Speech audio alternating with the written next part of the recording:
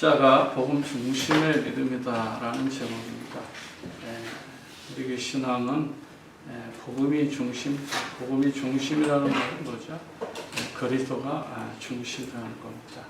많은 사람들은 말로는 십자가 복음이고 또 그리스도 중심이라고 하지만 우선순위를 이렇게 결정할 때 보면 저건 아니구나 이렇게 우리는 알 수 있죠.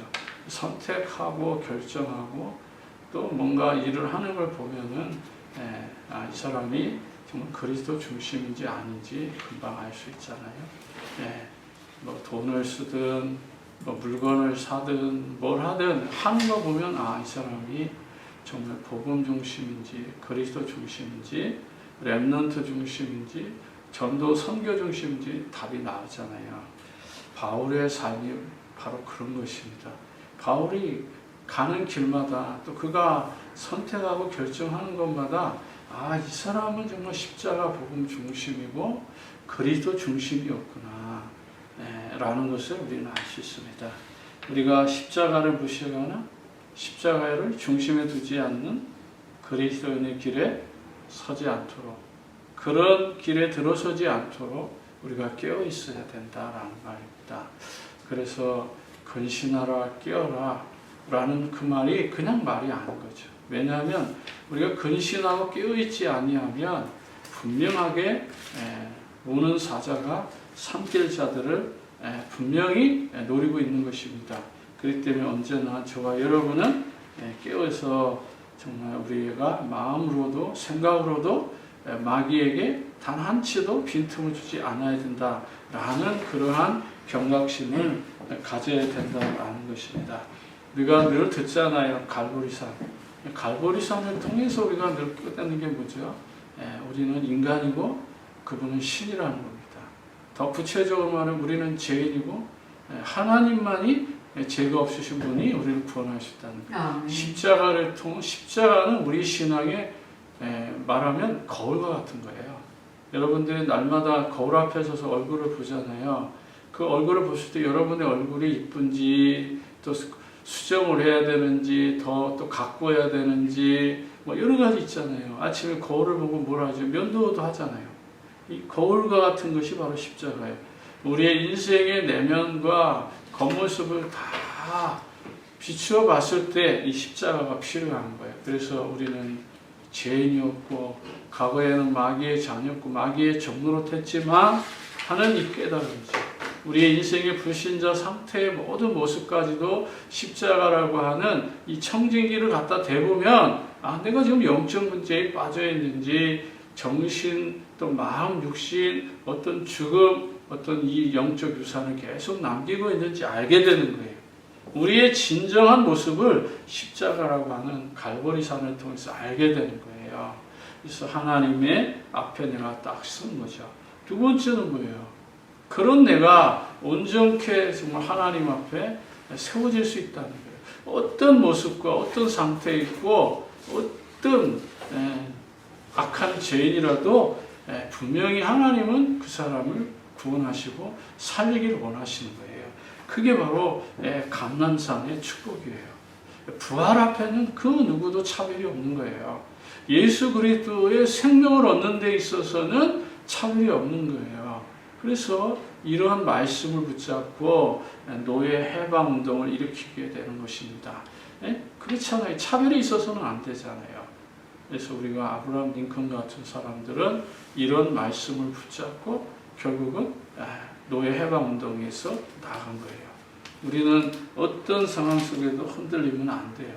부활은 모든 생명을 살리는 역사예요. 죽어있는 걸 다 살리는 거예요. 우리 인생이 다 무너진 사람도 죄 가운데 완전히 다 무너진 사람도 인생의 그 어떤 것도 흔적 없이 하나님이 새 생명으로 우리를 거듭나게 한 것이 바로 부활인 거예요. 부활을 체험했다는 말은 죽음을 넘어선 거라는 말이에요. 그러니까 십자가의 부활을 붙잡은 사람은 생명을 아끼지 않았다고. 바울이 그렇게 살았잖아요. 그러니까 우리도 그렇게 살 수가 있는 거예요. 이 신앙이면 그런 모든 어려움들을 이겨나갈 수 있다. 그 다음에 세 번째는 뭐죠? 성령이 충만한 마가의 다락방, 우리는 하나님의 사람, 영적인 사람이라는 거예요. 다시 말하면 성령의 인도를 따라가는 것이죠. 사람의 말을 듣고 가는 게 아니라 하나님의 말씀을 들을 수 있는 사람이 바로 성령 충만한 사람이에요. 우리가 왜 기도합니까? 왜 말씀을 들어요? 결국은 성령 충만한 삶을 이루기 위해서. 우리가 왜 전도해요? 정말 하나님이 원하는 기쁨을 누리기 위해서. 근데 이 모든 사역이 뭐죠? 성령의 역사다 이 말이에요. 우리의 힘으로 할 수 있는 게 없죠. 이와 같은 정확한 기준이 있어야 돼요. 그러면 어떻게 돼요? 자연스럽게 갈보리를 깨달으면 그리스도를 깨달아집니다. 정말 감람산을 깨달으면 부활하신 하나님의 나라를 깨닫는 거예요. 정말 마가다락방을 깨달으면 성령 충만한 증인을 우리는 깨닫게 되는 거예요. 여기에 우리의 사명, 소명, 천명이 되어지는 거죠. 이런 신앙생활이 그냥 만들어지는 것이 아니라, 만들려고 되는 것이 아니라 하나님의 시간표에 따라서 이루어져 나가는 것임을 우리가 깨닫게 되는 거예요. 그러다 보니까 앞과 옆과 좌우를 살필 수밖에 없고, 또 높이와 깊이와 넓이를 생각할 수밖에 없는 것입니다. 그래서 62가지 전도자의 삶은 바로 갈보리산에서부터 시작된 거예요. 그러면 감람산으로 나가고, 그러면 그 마가의 다락방에 성령의 역사를 통해서 그리스도와 하나님의 나라 정말 증인이라고 하는 이 사명이 거기에 붙여지는 거예요. 그래서 우리는 하나님 부르신 천명 속에서, 또 하나님 나를 이 땅에 정말 구원하기 위해서 부르신 소명을 따라서 우리는 전도자의 사명을 감당하면서 가는 겁니다. 그런데 많은 사람들은 지금 어떻게 살아요? 대부분의 사람들이 첫 번째로 갈라디아에서 말씀하는 게 뭐죠? 오늘 몽학 선생 아래서 살고 있다는 거예요. 몽학 선생 아래서 살고 있다. 3장 24절에 보면은 그렇게 말하고 있잖아요. 24절에 보면 이같이 율법이 우리를 그리스도께 인도하는 초등교사 되어 우리로 하여금 믿음으로 말미암아 의롭다함을 얻게 하려 함이니라. 초등교사. 이게 몽학 선생이라고 다른 성경에는 이렇게 나와 있잖아요. 몽학 선생 아래서 사는 거야. 단순히 가정교사, 어린아이를 가르치는 지도자만을 의미하지 않아요. 다시 말하면 어린아이와 같이 행동하는 사람들을 말하는 거예요. 성인인데 율법에 종로로 타지 말라고 지금 경고를 하는 거예요. 그러니까 율법을 가지고 자꾸만 뭔가 의를 이뤄보려고 그러고 구원을 받아보려고 그러고 뭔가 그 율법을 통해서 자기들의 목적을 달성하려고 하는 거, 그게 바로 바리새인들이고 그게 바로 사두개인들이고 바로 그들이 바로 유대교의 추종자들이었잖아요. 그래서 우리는 율법을 정말 통해서 하나님의 의를 깨닫는 거예요. 다시 말하면 갈보리산을 깨닫는 거예요. 내가 죄인이었구나. 나는 완전하지 않구나. 불완전한 존재라는 걸 깨닫는 거예요. 그러면 뭐가 필요해요? 그것을 치유하고 회복할 복음이 필요한 거잖아요. 그걸 깨달아야 돼요. 그래서 또 23절에 보면 뭐라 그러죠? 믿음이 오기 전에 율법 아래 매인받고 계시될 믿음의 때까지 갇혀져 있다. 율법이 먼저 왔어요? 믿음이 먼저 왔어요? 아브라함 오늘 오전에 봤을 때 율법이 먼저 왔습니까? 믿음이 먼저 왔어요? 믿음이 먼저 왔잖아요. 믿음 이후에 율법이 만들어진 거잖아요. 우리가 살아가는 이 모든 삶을. 그래서 아브라함이 로마서에서 바울이 말한 거하고 일맥상통한 거예요. 그런데 사람들이 율법에 갇혀서 묶여서 노예처럼 산다 이 말이에요. 그래서 자꾸만 율법에 매이면 우리가 율법에 종로되고 노예가 되는 거예요. 그래서 저와 여러분의 삶이 회복될 수 없는 그런 이유가 바로 여기 있었다. 그러면서 25절에 보면 뭐라고 하죠? 믿음이 오늘은 우리가 초등교사 아래에 있지 않다. 믿음이 왔다면 더 이상 이제는 율법의 종으로 타지 말고, 율법을 무시하라는 말이 아니에요.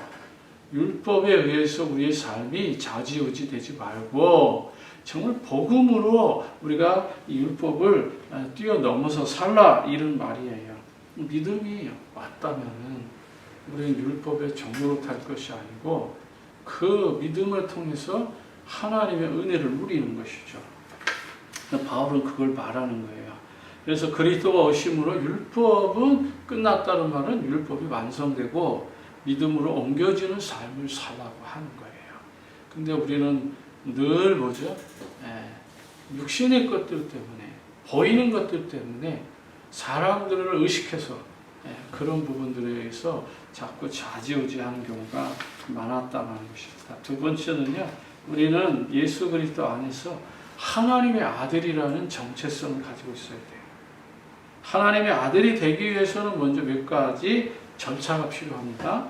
첫 번째 28절에 보면은 뭐라고 말하죠? 너희는 유대인이나 헬라인이나 종이나 자유자이나 남자나 여자나 다 그리스도 예수 안에서 하나라. 그러니까 이 하나라는 개념, 원리스라는 개념이 그렇게 중요한 거예요. 독불장군으로 사는 것이 아니에요. 혼자만 예수 잘 믿는다는 거 아무 의미 없어요. 정말 내가 잘 믿으면 분명히 십자가는 위로도 통하지만 좌우도 연결되어 있잖아요. 그게 십자가의 원리예요. 그러니까 정말 우리는 이런 부분에 있어서 하는 거죠. 그래서 그리스도 공동체 안에서 정말 하나, 교회 안에서 하나, 가족이 하나, 이게 굉장히 중요한 거예요. 그래서 이런 사소한 것 같지만 아닙니다. 이것이 굉장히 그리스도인의 삶을 누리는 아주 굉장히 중요한 포인트가 되는 것입니다. 우리가 그거 아십니까? 걔가 사람 될 수 없잖아요. 죄인은 하나님의 아들 될 수 없어요. 그런데 유대인들은 뭐죠? 저 사마리아 사람들, 이방인들은 뭘로 취급해요? 개로 취급하는 거예요. 그래서 이방인은 유대인이 될 수 없는, 이방인은 선민이 될 수 없는, 너희는 우리하고 섞일 수 없는 이런 사고를 가지고 1세기 교회들이 그런 행동들을 하고 있었어요. 그러니까 자기들만 특권의식을 가지고 그렇게 살았던 사람들이 있단 말이죠. 그래서 어떤 상황 속에서도 우리가 흔들려서는 안 되고 하나님 주시는 믿음의 삶을 이루어 나가는 그러한 축복을 우리가 누려야 되는 거예요. 근데 이것이 잘못, 하나님 말씀을 잘못 활용해가지고 특권의식으로 나는 유대인이야, 나는 주인이야 라고 하는 그런 특권의식으로 노예들을 부리고 또 하인들을 부리고 낮은 사람을 부리는 그러한 모습들이 있었던 거예요. 그러나 분명한 것은 우리가 죄인은 예수 그리스도를 만나지 않고서는 하나님 아들이 될 수 없어요. 진정한 하나님의 아들이라 우리를 뭐죠? 양자로 아버지라 부르게 하잖아요. 로마서 8장에서 그렇게 말하잖아요. 우리를 하나님 양자로 부르셔서 양아들로 부르셔가지고 우리가 아버지라고 이렇게 말하게 된 겁니다. 그러니까 은혜죠. 우리는 진정한 생물학적 유대인은 아니에요. 그렇지만은 영적인 유대인으로 우리를 또 영적인 이스라엘로 하나님 우리를 선택해서 구원하신 것이죠. 예수 그리스도가 없었다면 우리는 어떻게 돼요? 정말 세상말로 운명 사주팔자에 묶여가지고 완전히 저주받은 인생이 되는 거예요. 우상 섬기고 우상 앞에 종노릇하는 그런 인생이 될 수밖에 없었던 것이죠. 자, 26절에 또 뭐라고 말하죠? 너희가 다 믿음으로 말미암아 그리스도 예수 안에서 하나님의 아들이 된 겁니다. 이 말이에요. 그리스도 예수 안에서. 바울은 굉장히 많은 말을 하잖아요. 그리스도 예수 안에서, 주 예수 그리스도 안에서, 이런 말들을 굉장히 많이 하는데 굉장히 의미가 있는 것이죠. 예수 믿는다는 것은 그리스도 예수 안으로 들어갔다. 이 소속과 모든 신분이 바뀌었다라는 말이 되는 겁니다. 그러니까 이때서부터는 뭐예요? 성령의 인재를 받는 거예요. 성령이 내주하시니까 성령의 인도 따라서 우리는 살아가는 것입니다. 그래서 갈라디아 3장 14절에 이는 그리스도 예수 안에서 아브라함의 복이 이방인에게 미치게 하고 또 우리로 하여금 믿음으로 말미암아 성령의 약속을 받게 된 거예요. 예. 우리는 우린 다 이방인이었잖아요. 아브라함의 복, 다시 말하면 예수 그리스도의 복을 받을 수 없었던 사람인데 정말 우리가 아브라함의 복을 받을 수 있는 오늘 본문 마지막에도 너희가 아브라함의 자손이면 약속대로 유업을 이룰지 아니라 이따 한 번 더 말씀드리겠지만 그러니까 이건 약속으로 언약으로 이루어진 거다. 아멘. 예. 27 그래서 우리의 삶이 이렇게 바뀌는 거죠. 27절에 성령의 사랑으로 우리는 또 세례를 받은 거예요. 누구든지 그리스도와 합하기 위해서는 세례받은 자는 그리스도 옷을 입었어요. 세례가 중요한 거죠. 세례를 제가 무시하는 게 아니라 세례가 중요한 거예요. 하나님의 자녀로 선택받는 과정이니까 굉장히 중요하죠. 그러나 이 사람이 구원을 받았는지 안 받았는지는 알 수 없어요. 하나님만이 아시는 거잖아요. 그래서 이런 부분들 신학적인 면도 우리가 생각하면서 복음적인 말을 할 수 있고 당신 정말 구원받았다 이렇게 함부로 말하는 것도 위험한 것이다 라는 것입니다. 세 번째는요, 그리스도 안에서 우리는 완전히 하나가 되었다. 하나가 되었다라는 말이 뭐죠? 우리는 서로 교제하고 떡을 떼야 되면 참여하고 여호와를 높이는 그런 삶이 있다는 것이죠. 사도행전 2장 42절 47절에 초대교회의 모습이 그건 거예요. 사도의 가르침을 받아서 정말 서로 교제하고 떡을 뗐다. 이게 성만찬이거든요. 또 그리고 참여하고 기도했다. 이게 예배예요. 그러니까 초대교회는 예수님이 부활하셔서 우리에게 이루어진 것이 뭐냐면 그대로 바로 예배의 삶, 서로 성만찬을 나누며 정말 동역하는 하나된 삶을 누렸던 것이 초대교회예요. 바울은 이런 모습들을 오늘 우리에게 보여주고 있는 것입니다. 그러므로서 정말 우리가 그리스도 예수 안에서 하나가 되었다는 것을 우리는 깨달아야 됩니다. 또 4장 32절에도 사도행전 4장 32절에도 한 마음과 한 뜻이잖아요. 사도행전 한번 볼까요? 사도행전 4장에서 한번 우리는 생각해 보시는데 다 아는 말씀이지만 그래도 읽을 때 성령께서 역사하십니다. 믿는 무리가 한 마음 한 뜻이 되어 모든 물건을 서로 통용하고 자기 재물을 조금이라도 자기 것이라고 하는 이가 하나도 없더라. 저는 지나온 모든 세월을 뒤돌아봤을 때 나를 위해서 이렇게 물질을 쓴 적은 없어요. 함께 돈이 생기면 다 교회에다가 갖다 다 집어넣고 썼지. 지금도 마찬가지예요. 나 혼자 그냥 쓴다고 생각하면 경제적인 쪼다림은 당할 수 없어요.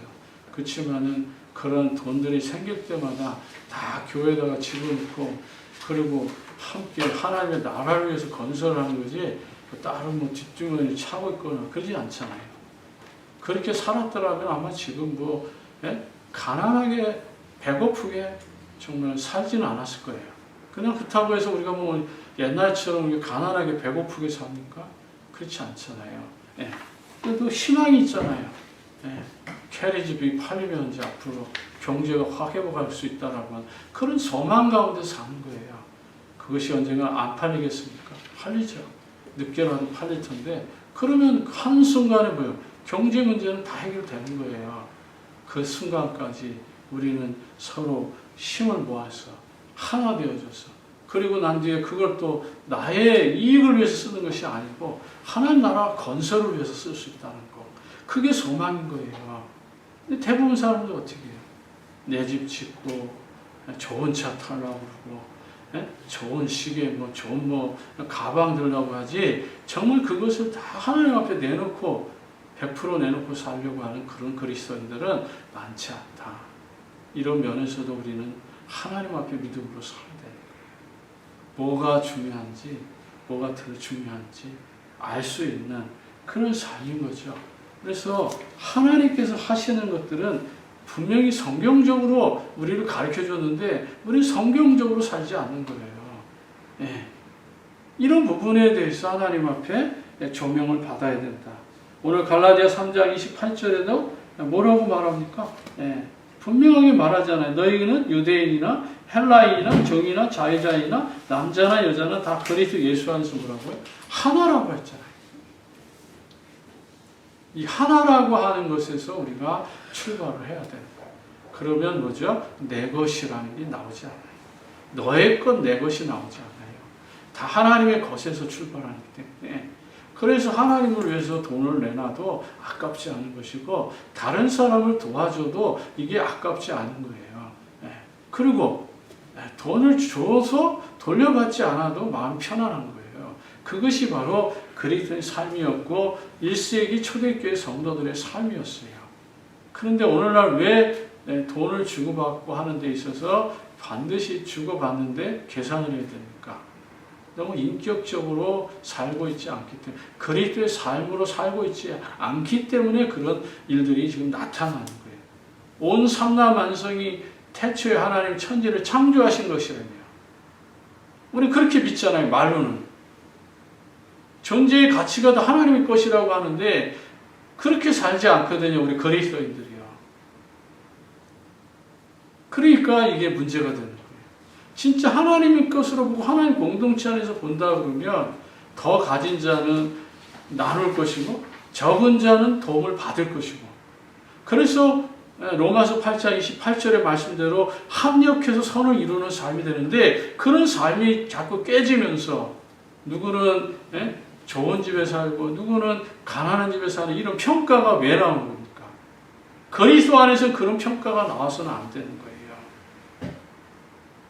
우리는 이런 부분들을 목회자로서 지도자로서 첫걸음을 잘 뛴다 그러면 정말 아름다운 일들이 일어나는 거예요. 나쁜 문제들, 나쁜 이런 여러 가지 상황들이 왜 발생하냐면 바로 욕심과 탐욕에서 이루어진 거예요. 근데 오늘 여기 본문의 말씀 뭐라고 해요? 다 하나라고 하죠. 나의 욕심을 위해서 이런 가지려고 하는 것, 소유욕에서 문제가 생긴 거죠. 그렇다면 결론적으로 십자가 복음 중심의 믿음은 세 가지를 점검하라고 하는 것입니다.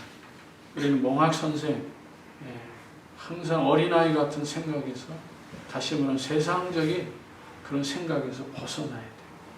우리는 그리스도의 옷을 입은 사람들이잖아요. 그러니까 예수의 향기, 예수의 삶의 모습들이 나타나는데 그것이 뭘로 나타나야 돼요? 우리의 삶에 전도하는 모습으로, 예배하는 모습으로, 기도하는 모습으로, 찬양하는 모습으로, 하나님을 섬기는 모습으로 나타나는 거예요. 두 번째는 우리가 예수 그리스도 하나님의 자녀가 되었다는 것은 하나님의 축복을 받을 자격이 있으며 그 축복, 받은 축복을 가지고 이어나가야 될 책임이 있다는 거예요. 하나님이 미션홈도 주고 캐리집도 줬어요. 이것을 잘 관리해서 하나님 영광을 위해서 아름답게 쓸 수 있도록 발판을 마련하는 것이 바로 우리의 책임인 거예요. 그래서 하나님께서 주신 거죠. 제가 삶을 얼마나 살겠어요? 100세 시대라고 칩시다. 앞으로 35년밖에 못 사는 거예요. 35년 뒤에는요. 낮게. 근데 내가 볼 때는 제 지금 생각으로는 80은 살까? 저는 그것도 좀 많다고 생각해요. 그것도 욕심이라고 생각하는 거예요. 우리 인생 그렇게 많지 않습니다. 어느 날 한순간에 가는 거예요. 그런데 그 남은 기간 동안에 여러분 하나님 주신 유업을 이어갈 자예요. 그 하나님 주신 유업을 어떻게 이어갈 것이냐. 자식에게 유산을 남기는 거. 자식들 다 능력이 있고 다 살만한데 거기다 뭘 남기겠어요? 하나님 영광을 위해서 남기는 것이 가장 가치 있는 거예요. 그것이 바로 내 자녀가 축복을 받는 것이고 나에게 신앙생활을 했던 많은 사람들이 축복을 누리는 거예요. 근데 어떻게 삽니까? 많은 주회종들이 그렇게 살지 않아요. 그렇게 사는 사람 많지 않아요. 다 배부르게 기름지게 화려하게 살려고 하죠. 어깨 힘주고. 우리는 그런 것에 의해서 좌우되는 것이 아니라 하나님이 나에게 명령하신 그 말씀의 기준에서 우리가 행동할 수 있는 그런 믿음의 사람이라는 것입니다. 또 마지막 세 번째, 우리는 그리스도 안에서 하나가 되었기 때문에 더 하나님의 말씀 중심으로 복음 중심으로 합력해서 살아갈 수 있어야 된다. 그래서 우리는 어떤 환경에도 속지 않고 주님이 나와 함께 하시는 그런 임마누엘의 축복 속에서 우리의 삶이 결정되어야 된다. 예. 요한복음 17장 11절에 보면 그렇습니다. 나는 세상에 더 있지 아니하나 그들이 세상에 있사왔고 나는 아버지께로 가옵니다. 거룩하신 아버지 내게 주신 아버지의 이름으로 그들을 보존하사 우리와 같이 그들이 뭐요? 다 하나가 되게 하라. 주님의 뜻입니다. 그래서 우리가 이 세상 속에서 교회 안에서 공동체 안에서 하나님께서는 하나가 된다는 의미가 얼마나 소중한 것인지를 여러분 깨닫고 앞서도 읽었지만 사도행전 4장 32절에 초대교회 성도들이 서로 내 것이라 하지 않고 소유욕이 없이 하나 되었던 이런 마음의 믿음들을 회복하여 줘서 내가 풍요하며 나누고 하나님 앞에 풍성함을 드릴 수 있는 그런 믿음의 일꾼들 다 되기를 주의 이름으로 축복합니다. 기도하겠습니다. 하나님 아버지 십자가 복음의 믿음을 회복하셔서 정말 소유욕과 정말 모든 정복하는 삶에서 우리가 벗어나서 하나님 주시는 참된 은혜를 누려서 많은 사람들을 살리고 구원하는 그런 사명 감당케 하옵소서. 예수 그리스도 이름으로 기도합니다. 아멘.